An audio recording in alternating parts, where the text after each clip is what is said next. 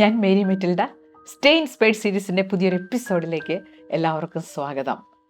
ഞാൻ നിങ്ങളെ ഒരു 50 കൊല്ലം പിന്നിലേക്ക് കൂട്ടിക്കൊണ്ടു പോവാണ് കേട്ടോ. ചിലരെങ്കിലും കരുതുന്നുണ്ടാവും ഈ ടീച്ചർ ഏത് സമയവും ലിവ് ഇൻ ദ പ്രസൻറ്റ് എന്ന് പറഞ്ഞിട്ട് നമ്മളെ 50 കൊല്ലം പിന്നിലേക്കാണല്ലോ കൂട്ടിക്കൊണ്ടു പോകുന്നത്. പക്ഷേ ഇന്നത്തെ വീഡിയോ നമ്മൾ ചർച്ച ചെയ്യുമ്പോൾ ഈ 50 കൊല്ലം പിന്നിലേക്ക് പോകേണ്ട ഒരു ആവശ്യമുണ്ട്. എൻ്റെ ബാല്യ കൗമാര പ്രായങ്ങളുടെ ഒരു കാലഘട്ടം, എൻ്റെ മാതാപിതാക്കളൊക്കെ യൗവനയുക്തരായിരുന്ന സമയം. അന്ന് ഞങ്ങൾ നല്ല ശുദ്ധവായു ശ്വസിച്ചിരുന്നു.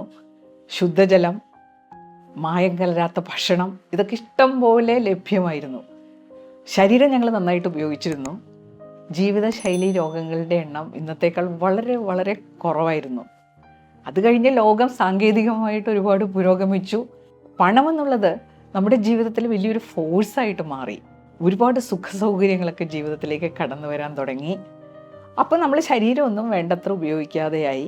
ശുദ്ധജലം, ശുദ്ധവായു, ഭക്ഷണം, ഇതൊക്കെ പ്രശ്നത്തിലായി.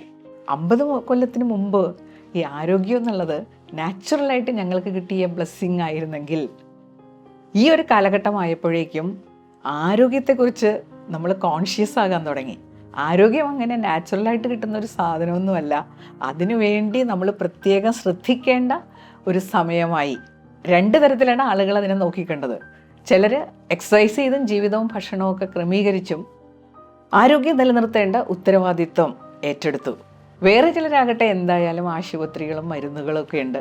അസുഖം വന്നാൽ മരുന്ന് കഴിച്ച് നമ്മൾ ആരോഗ്യം വീണ്ടെടുക്കുക. അങ്ങനെ ജീവിതം മുന്നോട്ട് പോയി. ഇപ്പം ഞാനൊക്കെ സീനിയർ സിറ്റിസൺഷിപ്പിൽ ഇങ്ങനെ നിൽക്കുമ്പോൾ നമ്മൾ നേരിടുന്ന വലിയൊരു പ്രശ്നമുണ്ട്. ഏത് പ്രതിസന്ധി ഘട്ടത്തെയും നേരിടാൻ നമ്മുടെ ഉള്ളിൽ വലിയൊരു ശക്തിയുണ്ട്. അതിന് നമ്മൾ മനസ്സെന്നാ പറയല്ലേ. ചിന്തകളുടെ കേന്ദ്രമാണത്. ഇപ്പോഴത്തെ മെയിൻ പ്രശ്നം മാനസികാരോഗ്യം പ്രശ്നത്തിലായി തുടങ്ങി. അതിൻ്റെ ചില ലക്ഷണങ്ങൾ നമ്മുടെ ചുറ്റുമുണ്ട്.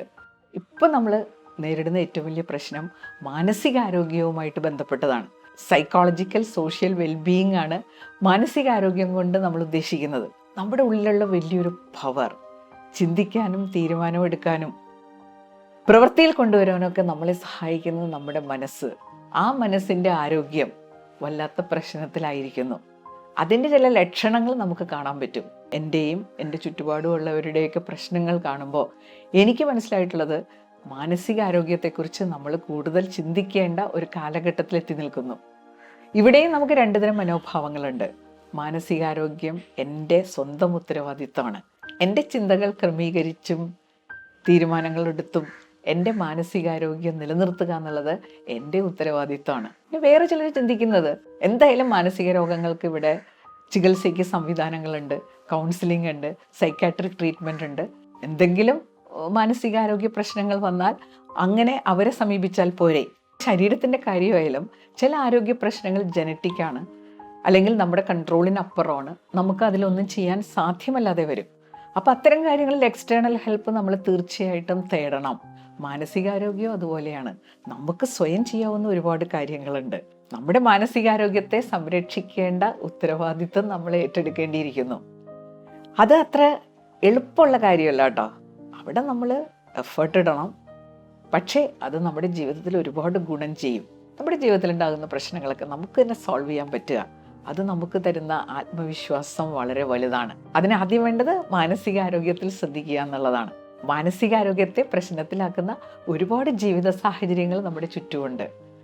ഇതിനെക്കുറിച്ച് അവെയറായി പ്രതിരോധ മാർഗങ്ങൾ സ്വീകരിക്കുക. അതാണ് നമ്മൾ ഇതുമായിട്ട് ബന്ധപ്പെട്ട് ആദ്യം ചെയ്യേണ്ടത്. അങ്ങനെയുള്ള 6 കാര്യങ്ങളാണ് നമ്മൾ ഇന്നത്തെ വീഡിയോയിൽ ചർച്ച ചെയ്യാൻ പോകുന്നത്. ഒന്നാമത്തെ ത്രെറ്റ് എന്താണെന്ന്? വെർച്വൽ വേൾഡാണ്. റിയൽ വേൾഡിൽ നമുക്ക് ചതിവുകൾ പറ്റിയിരുന്നു. ഇപ്പോൾ വെർച്വൽ വേൾഡ് ആയപ്പോഴേക്കും ഈ ലോകത്ത് സംഭവിക്കുന്നു എന്ന് നമ്മൾ കാണുന്ന കാര്യങ്ങൾ, അതിലെത്ര ശതമാനം സത്യമുണ്ടെന്ന് നമുക്കറിയാൻ യാതൊരു നിവൃത്തിയുമില്ലാത്തൊരവസ്ഥയിലേക്ക് നമ്മളെത്തി. വെർച്വൽ വേൾഡ് എന്ന് പറഞ്ഞാൽ നമ്മുടെ മെഷീൻസ് നമുക്ക് ഉണ്ടാക്കി തരുന്ന ഒരു ലോകം. നേരിട്ട് കണ്ട് എക്സ്പീരിയൻസ് ചെയ്യുന്ന കാര്യങ്ങളാണ് റിയൽ വേൾഡ് എന്ന് പറയുന്നത്. അപ്പോൾ പണ്ട് നമുക്ക് ഒരുപാട് റിയൽ വേൾഡ് എക്സ്പീരിയൻസ് ആണ് ഉണ്ടായിരുന്നത്. വെർച്വൽ വേൾഡ് എക്സ്പാൻഡ് ചെയ്തതോടുകൂടി നമുക്ക് ആകെ കൺഫ്യൂഷനായി. ഏതാണ് ശരി, ഏതാണ് തെറ്റ്, പലതും ഫാക്റ്റേ അല്ല. അപ്പോൾ നമ്മൾ വെർച്വൽ വേൾഡിലൂടെ കടന്നു പോകുമ്പോൾ നമുക്കൊരു സ്വയം അനാലിസിസ് നടത്താനുള്ള കഴിവ് ഉണ്ടാവണം. പണ്ടേ ആളുകൾ നമ്മളോട് പറയാറുണ്ടല്ലേ, മിന്നുന്നതെല്ലാം പൊന്നല്ല. യാഥാർത്ഥ്യം എന്താണെന്ന് നമുക്കറിയില്ല, പക്ഷേ ഈ വെർച്വൽ വേൾഡിൻ്റെ ഒരു കൺഫ്യൂഷൻ അത് കൈകാര്യം ചെയ്യാൻ നമുക്ക് ബുദ്ധിമുട്ടാണ്. അപ്പോൾ നമ്മളൊരു കാര്യം ചെയ്യണം, ഈ പുറം കാഴ്ചകൾ അതിൻ്റെ ഒരു റിയാലിറ്റി നമുക്ക് കൃത്യമായിട്ട് അറിയില്ല. ആ ഒരു കാര്യം നമ്മുടെ മനസ്സിലുണ്ടാവണം. ഇതെല്ലാം കണ്ട് നമ്മൾ ഇത്രയും കൺഫ്യൂഷനിലേക്ക് വരേണ്ട ഒരു കാര്യമില്ല. നമുക്ക് നമ്മുടെ ജീവിതമുണ്ട്, നമ്മുടെ സാഹചര്യങ്ങളുണ്ട്, അവിടെ നമുക്ക് കൂടുതൽ ഫോക്കസ് ചെയ്യാം.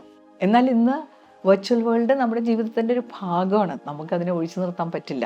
എന്നാൽ അത് നമ്മുടെ മാനസികാരോഗ്യത്തെ ബാധിക്കുന്ന തരത്തിലായി മാറാതിരിക്കാനുള്ള ഒരു കരുതലും ശ്രദ്ധയും നമുക്ക് വേണം.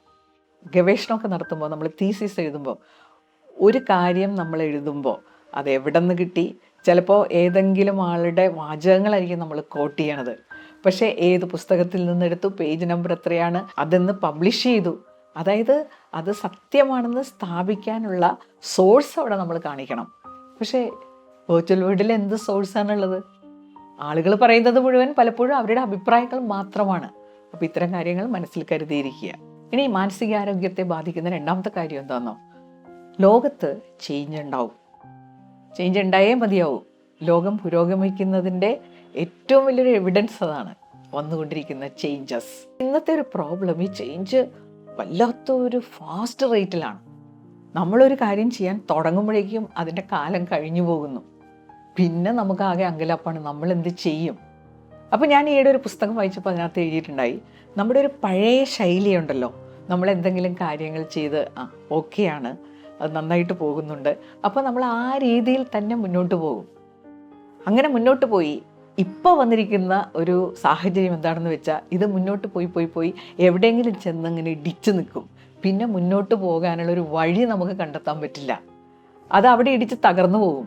അപ്പോൾ നമ്മൾ ബുദ്ധിപരമായിട്ട് ചെയ്യേണ്ടത് എന്താ, ഇതിങ്ങനെ പോയിക്കൊണ്ടിരിക്കുമ്പോൾ എല്ലാം ഓക്കെ ആണെന്ന് തോന്നിയാൽ പോലും അടുത്തത് ഞാൻ എന്തെങ്കിലും ശ്രദ്ധിക്കാനുണ്ടോ, ഈ വഴി ഇങ്ങനെ പോയാൽ ഇതെവിടെയെങ്കിലും വെച്ച് ഇത് അവസാനിച്ചു പോകുമോ, അതിന് മുമ്പായിട്ട് നമുക്ക് തിരിഞ്ഞു പോകാൻ ഏതെല്ലാം വഴികളാണുള്ളത്. നമുക്ക് ഒരു കാര്യം നന്നായിട്ട് പോയാൽ അങ്ങനെ തന്നെ പോകാനാണ് ഇഷ്ടം. എൻ്റെ കാര്യം അങ്ങനെയൊക്കെ തന്നെയാണ് കേട്ടോ. ഞാൻ ഈ യൂട്യൂബ് ചാനൽ തുടങ്ങിയപ്പോൾ ഉണ്ടായ ഒരു സ്റ്റൈലിലാണ് ഇപ്പോഴും പോയിക്കൊണ്ടിരിക്കുന്നത്. അപ്പോൾ ഇത് പോയി പിന്നെ ആളുകൾക്കൊക്കെ മടുത്ത് ചിലപ്പോൾ ചാനലിന് തന്നെ എന്തെങ്കിലും ഒരു അവസാനം ഉണ്ടായേക്കാം. അപ്പോൾ ഞാനത് മുൻകൂട്ടി മനസ്സിലാക്കി അത് ഒന്ന് വേറൊരു ചാനലിലേക്ക് വിടാനായിട്ടുള്ളൊരു ശ്രമം നടത്തിയില്ലെങ്കിൽ ഇങ്ങനെയുള്ളൊരു അപകടം എനിക്കുണ്ടാവാം. ഇപ്പോൾ രണ്ട് കാര്യങ്ങൾ ഉറപ്പായിട്ടും വേണം. ഈ ലോകത്തുണ്ടാകുന്ന ചേഞ്ചിനോട് നമുക്ക് പോസിറ്റീവായിട്ട് പ്രതികരിക്കാൻ പറ്റണം. ചേഞ്ച് വരുമ്പോൾ ഞാനൊന്നും അറിഞ്ഞില്ല എന്നുള്ള മട്ടിൽ മാറി നിൽക്കരുത്. ചിലപ്പോൾ നമ്മൾ ചേഞ്ചിനെ പറ്റി ആലോചിച്ച് തുടങ്ങുമ്പോഴേക്കും നമുക്ക് ഒരുപക്ഷെ ഒരടി മുന്നോട്ട് പോകാനും പോലും പറ്റാത്ത ഒരു ലെവലിലായേക്കാം. അതുകൊണ്ട് എപ്പോഴും ലോകത്ത് നടക്കുന്ന ചേഞ്ചസ് എന്താണെന്നും എനിക്ക് പറ്റാവുന്ന മാറ്റങ്ങൾ എന്തൊക്കെയാണെന്നും നമ്മൾ ബോധപൂർവം സ്വന്തമായിട്ട് ചിന്തിച്ച് മാറ്റത്തിന് എപ്പോഴും തയ്യാറായിരിക്കുക. ഫാസ്റ്റായിട്ട് ഇങ്ങനെ ചേഞ്ച് വരുമ്പോൾ നമുക്ക് ഫിനാൻഷ്യലായിട്ടുള്ള ഇൻസെക്യൂരിറ്റി ഫീൽ ചെയ്യും, കരിയർ സംബന്ധമായ ഇൻസെക്യൂരിറ്റി ഫീൽ ചെയ്യും. അപ്പോൾ ഇൻസെക്യൂരിറ്റി നമുക്ക് പ്രശ്നമായി മാറുന്നതിന് മുമ്പ് നമ്മൾ എന്താണ് മാറ്റങ്ങൾ വരുത്തേണ്ടത് അത് തീരുമാനിക്കുകയും മാറ്റങ്ങൾ വരുത്തുകയും വേണം.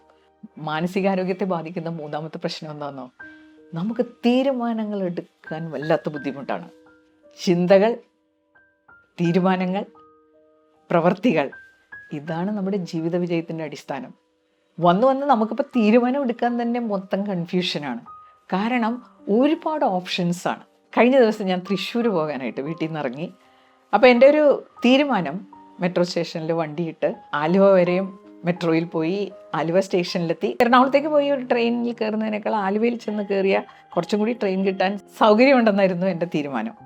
പക്ഷെ ഞാൻ വലിയ മുൻകരുതലൊന്നും എടുക്കാതെ ആലുവയിൽ എത്തുന്നതിന് മുമ്പ് ഞാൻ ഏതൊക്കെ ട്രെയിൻ ഉണ്ടെന്ന് നോക്കിയപ്പോഴാണ് ബാംഗ്ലൂർ എക്സ്പ്രസ് 9:10 എറണാകുളത്ത് നിന്ന് പുറപ്പെടുന്നു. എനിക്ക് മെട്രോയിൽ സൗത്ത് സ്റ്റേഷനിൽ ഇറങ്ങി വളരെ എളുപ്പത്തിൽ ഈ ട്രെയിനിൽ യാത്ര ചെയ്യാമായിരുന്നു.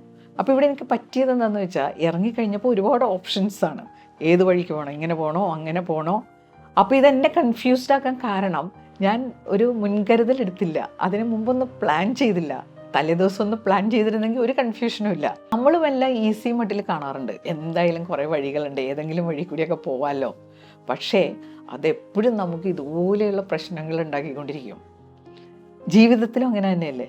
പണ്ടൊക്കെ നമ്മൾ 10ാം ക്ലാസ് പാസ്സായി കഴിഞ്ഞാൽ ഒരു കൺഫ്യൂഷനും ഇല്ല, നമ്മൾ പ്രീ ഡിഗ്രിക്ക് ആയിരുന്നു. പ്രീ ഡിഗ്രി കഴിഞ്ഞാൽ ഒന്നുമില്ല, മെഡിസിൻ, എഞ്ചിനീയറിങ് അല്ലെങ്കിൽ ഡിഗ്രിക്ക് ഏതിനെങ്കിലും ചേരുക, ലോ. ഇപ്പം അങ്ങനെയല്ലല്ലോ.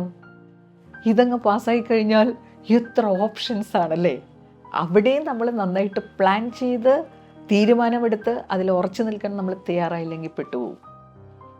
കുറച്ച് ദൂരം ഒരു വഴി കൂടി പോവും, അപ്പം തോന്നും മറ്റേ വഴിയായിരുന്നു നല്ലത്.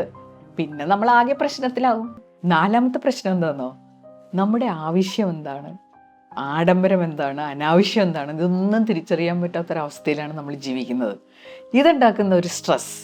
ഉദാഹരണത്തിന്, എനിക്കൊരു കാറ് വേണമോ വേണ്ടയോ ഞാൻ തീരുമാനിക്കണോ അല്ലേ? ഞാനൊരു കാറ് വാങ്ങിയാൽ അത് മെയിൻറ്റെയിൻ ചെയ്യാനുള്ള സാമ്പത്തിക സ്ഥിതി എനിക്കുണ്ടോ? കാറ് വാങ്ങാനുള്ള സാമ്പത്തിക സ്ഥിതി, അത് മെയിൻറ്റെയിൻ ചെയ്യാനുള്ള സാമ്പത്തിക സ്ഥിതി ഇതെനിക്കുണ്ടോ? അല്ലെങ്കിൽ അതിനുള്ള വരുമാനം ഉണ്ടാക്കാൻ എനിക്ക് പറ്റുമോ? ഞാൻ വലിയൊരു വീട് വെച്ചു, അതിൻ്റെയും കാര്യത്തിൽ പ്രശ്നം ഉണ്ടാവാറില്ലേ? ചില വലിയ വീടുകളൊക്കെ ഇങ്ങനെ മെയിൻറ്റെയിൻ ചെയ്യാതെ മുഷിഞ്ഞിങ്ങനെ കിടക്കുന്നത് കാണാം. കാര്യം അന്വേഷിച്ചാൽ നമുക്ക് മനസ്സിലാവും, വീട് വെച്ചപ്പോൾ കുറേ ലോണൊക്കെ കിട്ടി വീട് വെച്ചു, അവസാനം ഇത് മെയിൻറ്റെയിൻ ചെയ്യാനുള്ള പൈസയില്ല. വീട്ടിലുള്ള സാധനങ്ങളും അങ്ങനെ തന്നെയല്ലേ? ഇതൊക്കെ വേണ്ട കാര്യങ്ങളാണോ? വേണ്ടുന്നതും വേണ്ടാത്തതും ഒക്കെ ലോൺ എടുത്തും അല്ലാതെയൊക്കെ വാങ്ങി ഒരുപാട് സ്ട്രെസ്ഡ് ആകുന്നവരുണ്ട്. ഈ മാനസികാരോഗ്യത്തെ ഏറ്റവും അധികം ബാധിക്കുന്ന ഒന്നാണ് കേട്ടോ സ്ട്രെസ്. നമ്മളെ സമ്മർദ്ദത്തിലാക്കുന്ന തീരുമാനങ്ങളൊന്നും എടുക്കാതിരിക്കാനുള്ള ഒരു ചങ്കൂറ്റം ഉണ്ടാവണമെന്ന് ഞാൻ പറയും. 5ാമത്തെ കാര്യം, നമ്മുടെ മാനസികാരോഗ്യത്തിൽ പ്രശ്നങ്ങൾ ഉണ്ടാക്കാൻ സാധ്യതയുള്ളതാണ് നമ്മുടെ റിലേഷൻഷിപ്പ്. മാനസികാരോഗ്യത്തെ സഹായിക്കുന്നതും അത് തന്നെയാണ്. ഈ റിലേഷൻഷിപ്പിൽ വലിയൊരു മാറ്റം ഇപ്പോൾ വന്നിട്ടുള്ളത്, സ്നേഹം എന്നുള്ളത് പതുക്കെ പതുക്കെ ഇല്ലാതെയായി. സ്നേഹം, വിശ്വാസ്യത അതൊക്കെ പതുക്കെ ഇല്ലാതെയായി. ഈ സ്നേഹം പലപ്പോഴും ഉടമസ്ഥാവകാശമായിട്ട് മാറുന്നു. സ്നേഹം എന്ന് പറഞ്ഞാൽ ഒരു വ്യക്തിയുടെ ഒരു ബെസ്റ്റ് പുറത്തേക്ക് കൊണ്ടുവരാൻ അയാൾക്ക് കൊടുക്കുന്ന സഹായം, അങ്ങനെയുള്ളൊരു മനോഭാവം, അതാണ് സ്നേഹത്തിൻ്റെ അടിസ്ഥാനം. ഇപ്പം അങ്ങനെയല്ല, നീ എനിക്ക് സ്വന്തം, നീ ഞാൻ പറയുന്നത് പോലെ കേട്ടാൽ മതി, വേറെ ആളുകളുമായിട്ട് അവർക്ക് ബന്ധം ഉണ്ടാകുന്നത് എനിക്ക് ഭീഷണിയായിട്ട് തോന്നുക. ഇതൊക്കെയാണ് പൊസസീവ്നെസ്സിൻ്റെ ലക്ഷണങ്ങൾ. മാനസികാരോഗ്യത്തിൻ്റെ ഏറ്റവും പ്രധാനപ്പെട്ട ഒരു ഫാക്ടറാണ് ഈ ലവ്, സ്നേഹം. അത് ഈ പൊസസീവ്നെസ്സായി മാറിയതോടുകൂടി നമ്മുടെ മാനസികാരോഗ്യത്തെ അത് കാര്യമായിട്ട് ബാധിക്കുന്നുണ്ട്. നമുക്ക് വല്ലാത്തൊരു ഇൻസെക്യൂരിറ്റിയാണ്. നമ്മൾ ബന്ധപ്പെടുന്ന മറ്റേ ആൾക്കും ആകെ പ്രശ്നമാണ്. അപ്പം അത്തരം കടുത്ത നിലപാടുകളിൽ നിന്നും മാറുക. ഒരു വ്യക്തിക്ക് അയാളുടേതായിട്ടുള്ള സ്വാതന്ത്ര്യം കൊടുക്കുക. ഇതിന് മാത്രമേ ഇൻസെക്യൂരിറ്റി ഫീൽ ചെയ്യാതെ അയാളെ ഒരു സ്നേഹിക്കാൻ പഠിക്കും. ഇൻസെക്യൂരിറ്റി ഫീൽ ചെയ്യേണ്ട കാര്യമില്ല. അങ്ങനെ ഫീൽ ചെയ്ത് പൊസസീവ്നെസ്സിലേക്ക് കടന്നാൽ നമ്മുടെ മാനസികാരോഗ്യത്തെ അത് ഒരുപാട് ബാധിക്കും, മറ്റേ വ്യക്തിയുടേതും. 6ാമത്തെ കാര്യം വളരെ ഇമ്പോർട്ടൻ്റ് ആണ്. ഇപ്പോൾ വന്ന് നമ്മൾ പതുക്കെ പതുക്കെ ഇൻഡിവിജ്വലിസം എന്ന കോൺസെപ്റ്റിലേക്ക് വന്നിരിക്കുകയാണ്. ഞാൻ മാത്രമുള്ള ലോകത്തെ ഞാൻ കൂടുതലായിട്ട് ഇഷ്ടപ്പെടാൻ തുടങ്ങി, എന്നെ ഞാൻ കൂടുതൽ സ്നേഹിക്കാൻ തുടങ്ങി. അതുവരെ കുഴപ്പമൊന്നുമില്ല. പക്ഷേ പ്രശ്നം എവിടെയാണെന്നോ, ഈ സ്വാതന്ത്ര്യം എന്നുള്ളത് അനാർക്കി, അരാജകത്വമാണെന്ന് നമ്മൾ തെറ്റിദ്ധരിക്കാൻ തുടങ്ങി. അതായത് ഞാൻ എന്നെ കൂടുതലായിട്ട് സ്നേഹിക്കുന്നത് കൊണ്ട് എനിക്ക് തോന്നിയതുപോലെ ഞാൻ ജീവിക്കും, നിയമങ്ങളെ ഞാൻ ബഹുമാനിക്കേണ്ട കാര്യമില്ല. ഒരു കാര്യം നമ്മൾ മനസ്സിലാക്കണം കേട്ടോ, ഈ നിയമങ്ങളൊക്കെ എങ്ങനെയാണ് വന്നതെന്നറിയാമോ? ഈ ലോകം കുറേ കൂടി മനുഷ്യർക്ക് വാസയോഗ്യമാക്കി തീർക്കാൻ എങ്ങനെയുള്ള സാഹചര്യങ്ങളായിരിക്കണം, എല്ലാവർക്കും തുല്യമായിട്ടുള്ള അവസരങ്ങൾ വേണം, സ്വാതന്ത്ര്യം വേണം, ഇതിനൊക്കെ നിയമങ്ങളുണ്ടായാൽ മതിയാവും. അല്ലെങ്കിൽ എല്ലാവർക്കും സ്വാതന്ത്ര്യം കിട്ടില്ല. ഞാൻ എനിക്ക് തോന്നിയ പോലെ കാര്യങ്ങൾ ചെയ്തു കഴിഞ്ഞാൽ എല്ലാവർക്കും തുല്യ അവസരങ്ങൾ കിട്ടൂല. നമ്മളൊരു ഓഫീസിൽ പോകുന്നു, അവിടെ നിയമങ്ങളില്ലാതെ വന്നാൽ എന്ത് സംഭവിക്കും?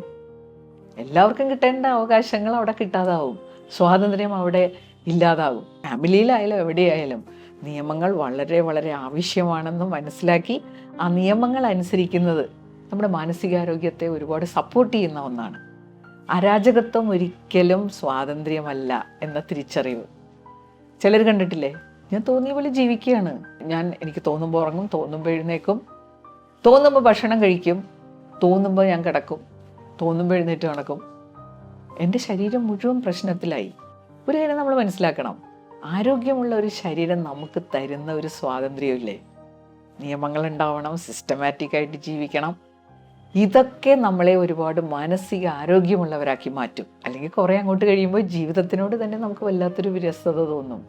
എന്തിനിങ്ങനെ ജീവിക്കുന്നു, ജീവിതം കൊണ്ടൊരു അർത്ഥവും എനിക്ക് തോന്നുന്നില്ല. അപ്പോൾ അതിലേക്കൊക്കെ എത്താതിരിക്കാൻ വേണ്ടി തയ്യാറെടുപ്പ് നമുക്ക് വേണം. നിയമങ്ങളനുസരിച്ചുള്ള ജീവിതം നമുക്ക് തരുന്ന ഒരു വലിയ സ്വാതന്ത്ര്യമുണ്ട്. അത് നമ്മുടെ മാനസികാരോഗ്യത്തെ ഒരുപാട് സപ്പോർട്ട് ചെയ്യുന്ന ഒന്നാണ്. നമ്മുടെ വീഡിയോ ഇവിടെ അവസാനിക്കുകയാണ് കേട്ടോ. നമ്മൾ 6 പ്രശ്നങ്ങളാണ് ഇവിടെ ചർച്ച ചെയ്തത്. 1, വെർച്വൽ വേൾഡ്. 2, വളരെ ഫാസ്റ്റ് ആയിട്ടുള്ള ചേഞ്ച് ഉണ്ടാക്കുന്ന ഇൻസെക്യൂരിറ്റി. 3, options ഉണ്ടാക്കുന്നൊരു confusion. 4, ആവശ്യം അനാവശ്യ ആഡംബരം. ഇതിലൊക്കെ ഒരു തരംതിരിവുമില്ലാത്തൊരു ജീവിതം. 5, പൊസസീവ്നെസ്. 6, അനാർക്കി. ഇതിനെക്കുറിച്ചൊക്കെ അവെയറായി പ്രതിരോധ നടപടികളിലേക്ക് കടന്നില്ലെങ്കിൽ നമ്മുടെ മാനസികാരോഗ്യം തകരാറിലാവും. നിങ്ങൾക്ക് ഈ വീഡിയോ പ്രയോജനപ്പെട്ടെന്ന് കരുതുന്നു. അപ്പോൾ ലൈക്ക് ചെയ്യാനും കമൻറ്റ് ചെയ്യാനും ഷെയർ ചെയ്യാനൊന്നും മറന്നു പോകരുത്. അടുത്ത വെള്ളിയാഴ്ച പുതിയൊരു വിഷയവുമായിട്ട് നമുക്ക് വീണ്ടും കാണാം. താങ്ക്